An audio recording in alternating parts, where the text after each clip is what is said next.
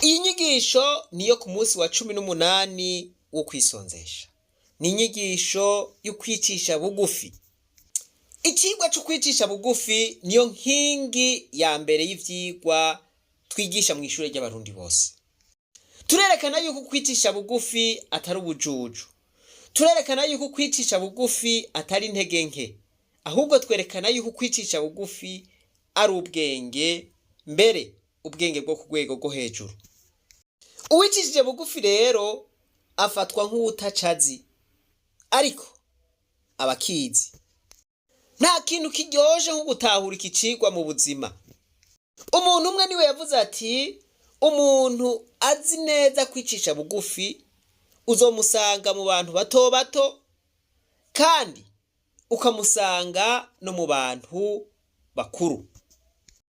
Umuntu amenya kuganira n'abato, akamenya kuganira n'abageze mu zabukuru, uyo muntu abazi kwicisha bugufi. Umuntu yicisha bugufi ni wa muntu naho yoba afise amafaranga menshi udashobora kubona ariko arishima. Uwashobora no kumuhonyora ugira ngo ni umuntu asanzwe, mugabo ugasanga ni umuntu agutangaje. Umuntu aciye bugufi ni umuntu atagara, ni umuntu naho aba afise icubahiro, ni umuntu naho aba ari umutegetsi udashoka umumenya, ugira ngo ni umuntu asanzwe ubonye ukuntu ameze, mugabo icubahiro ciwe kiba kiri ngaho nyene.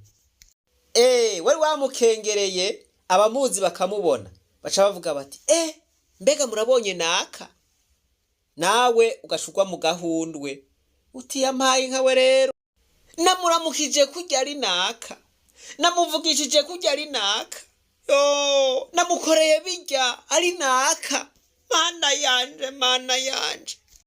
Voilà, wewe nyene ni utangura kwiyagiriza, utangura kwicuza kubera ubwishime bwawe, naho we atajambo na rimwe aba yakubwiye. Umuntu aciye bugufi n'agacerere kiwe karakubwira ico avuze. Ntahinda, baravuga ngo ce sont les tonneaux vides qui font beaucoup de bruit. Ngo inkunguru zigaragara nizo zivuza urwamo. Ese ingene bibereye kubuzi yuko ufise icubahiro, waja mu bushitsi canke mu rubanza ugashika witorera ikibanza c'inyuma canke ukicara mu kibanza c'inyuma,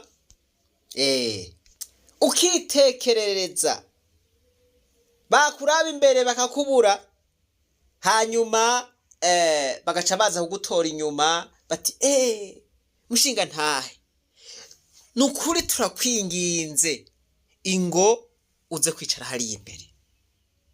Voilà, biraryoha kuva inyuma uja imbere. Hakuja imbere bakagukuzayo igitsure canke bakagukuzayo ubuhiri, bati ivyo bibanza vy'imbere nivyo twateguriye abantu bandi. Ivyo rero nivyo biba ku muntu yicisha bugufi. Ndasubiyemwo, ukwicisha bugufi mu bitandukanye n'ubujuju ntibisa. L'humilité et la naïveté biratandukanye. Umuntu yicisha bugufi ni umunyamahoro, si umunyamahane, si umuntu azana ibibazo ahabaye. Umuntu yicisha bugufi no mu gihe haba habaye ingorane, kugira ngo habe umutekano, kugira ngo habe ituze, naho haba habaye ingorane canke naho muba mwagiraniye ibibazo, kugira ngo ibintu bibandanye bigenda neza, aremera akavuga ati ndagusavye imbabazi, aho noba nakugiriye nabi ndagusavye imbabazi. Voilà, arazigusaba naho yoba atakugiriye nabi, kugira ngo habe ituze, habe umutekano, habe amahoro. Kwicisha bugufi rero bihindukira umuntu umunezero. Ukwicisha bugufi ni karite ikomeye cyane. Ushoboye gutahura iki kintu cyo kwicisha bugufi ntahadashika. Umuntu yicisha bugufi arubaha. Umuntu yicisha bugufi niwe aronka promotion. Umuntu yicisha bugufi arakundwa. Kenshi na kenshi abantu bicisha bugufi usanga baciye n'ubwenge, kuko kugira umenye ubwenge wemera kwicisha bugufi. Bigusaba kwicisha bugufi kugira ngo wige. Umuntu yicisha bugufi usanga yemeye umwana akamwigisha. Kwemera yuko umwana kwigisha bisaba guca bugufi. Akenshi iyo utemeye guca bugufi nta n'ivyo umenya, kuko ubwishime bwawe butuma utiga. Ubwishime bwawe bukubwira ngo ntiwokwigira kuri naka. Ubwishime bwawe bukubwira ngo ivyo urabizi. Bibiliya iravuga ngo uvuze ngo azi vyose, ngo ahubwo abafise vyinshi vyo kwiga, abatazi vyinshi. Umuntu aciye bugufi agumana inyota y'ukwiga. Umuntu aciye bugufi yigira kuri bose. Ndakunda ijambo ryavuzwe na Emerson, aravuga ati jewe nahisemwo kwigira kuri bose. Urashobora guca bugufi ukigira ku mukozi wawe.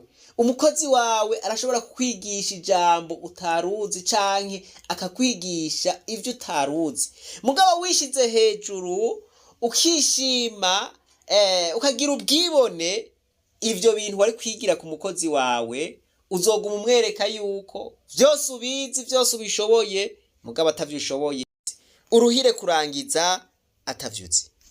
Ukwicisha bugufi ni ikintu gihambaye cyane. Bibiliya rero nayo canke ijambo ry'Imana rirabica bigacika. Muri Zaburi igice ca 69 ku murongo wa 32 haravuga ngo abaciye bugufi bazobiraba banezerwe. Yemwe abarondera Imana, imitima yanyu isubizemwo inguvu, isubizwemwo ubugingo. Voilà. Ntushobora kurondera Imana udafise ukwicisha bugufi mu mutima wawe, kuko wohava wiyumvira yuko vyose ubishoboye ukavuga uti jewe ibi ndavyishoboreye, Imana sindayikeneye. Mu Migani igice ca 16 guhera ku murongo wa 19 haravuga ngo kugira umutima wicishije bugufi ugafashanya n'abagorwa biruta kugabangana iminyago ufatanije n'abibone. Voilà. Umuntu yicisha bugufi yifatanya n'abato, yifatanya n'abari mu magorwa, yifatanya n'abarya umengo ntaco bamaze. Rero afise uwo mutima ngo abasumba, uwifatanya n'abibone akagabangana iminyago yabo. Mu Migani igice c'11 guhera ku murongo wa 2 haravuga ngo ubwibone buje niho haza guteterwa, ariko ubwenge bubana n'abicishije bugufi. Voilà. Murabona yuko ubwishime bwitangira imbere uguteterwa, nayo ukwicisha bugufi nibwo bwenge. Kandi ukwicisha bugufi nako kwitangira imbere ugushigwa hejuru.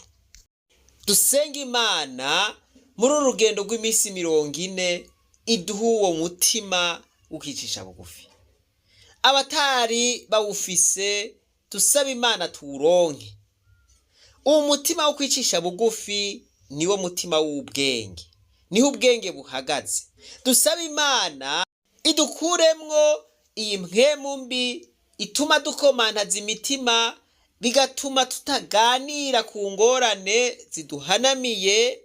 Abarundi tukicwa n'ubukene, abarundi tukabaho nabi kubera ugukomantaza imitima, kubera ubwishime, kubera ubwibone. bwo kuvuga ngo jewe sinokwicarana na naka, je ndafise ibinkwiye, je ndafise inguvu. Oya, uwo n'umutima w'ubwirasi, uwo n'umutima w'ubwibone. Dusaba Imana umutima uciye bugufi, dusaba Imana uyu mutima w'ubwenge. Voilà, kuko iyo ugize umutima w'ubwibone, murabona yuko ikiba kikurindiriye ari uguteterwa, ari uguteterezwa. Gituma ijambo ry'Imana rivuga ngo jewe Uhoraho ncisha bugufi abishira hejuru, hanyuma ngashira hejuru abicisha bugufi. Reka umuntu wese ari mu rugendo rw'amahoro muri ino misi 40, asaba Imana imuha ubwenge, imuha uwo mutima wo kwicisha bugufi. Uwo mutima wo kwicisha bugufi niwo Imana ikeneye, niwo Imana ikunda. Kandi abarundi niyo twagira uwo mutima wo kwicisha bugufi, n'ingorane zacu tuzozitorera umuti vyoroshe. Tuzoca bugufi, twemere kwicarana ku meza, tuganire ingorane zose ziduhanamiye, hanyuma tuzitorere inyishu, dushimire Imana, duti Imana yadukoreye ibikomeye, natwe turanezerewe. Nta gishasha na kimwe kiri munsi y'izuba. Muri Afrika y'Epfo harabaye akarorero ko twigisha, abirabure n'abazungu ntibumvikana, ariko baraciye bugufi, baraganira kandi barabana. Muri Kenya baragiraniye nabi, baca bugufi, barabana.